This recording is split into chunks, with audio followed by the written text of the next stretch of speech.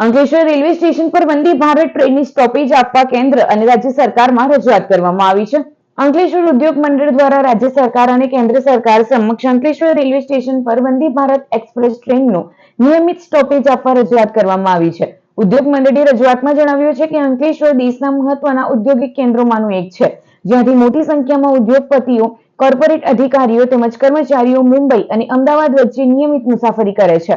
આવી સ્થિતિમાં વંદે ભારત ટ્રેનનું સ્ટોપેજ મળવાથી ઉદ્યોગ જગત ઉપરાંત સ્થાનિક મુસાફરોને પણ ઝડપી અને સુવિધાજનક પરિવહનની સુવિધા મળશે. ઉલ્લેખનીય છે કે તાજેતરમાં જીવન રક્ષક હૃદયના પરિવહન માટે વિશેષ પરિસ્થિતિમાં વંદે ભારત ટ્રેનને પ્રથમ વખત અંકલેશ્વર ખાતે રોકવામાં આવી હતી. આ ઘટનાના અનુસંધાને હવે નિયમિત સ્ટોપેજની માંગ વધુ જોર પકડી રહી છે. ગઈકાલે એક આકસ્મિક રજૂઆતના હિસાબે વંદે ભારતને એક હૃદયથી બીજા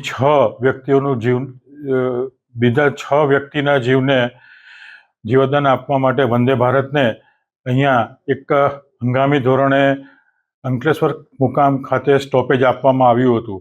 જો આ વંદે ભારતનું સ્ટોપેજ પરમેનન્ટ થઈ જાય તો અંકલેશ્વર અને ભરૂચ જિલ્લામાં આવેલ ઝઘડિયા, પાનોલી, દહેજ, સાયખા, વિલાયત જેવા ઘણા એવા ઉદ્યોગો છે મોટા મોટા, એ લોકોને બી ત્યાંના જે કોર્પોરેટ લેવલના બધા આવતા હોય એમને આવવા જવામાં સરળતા રહે.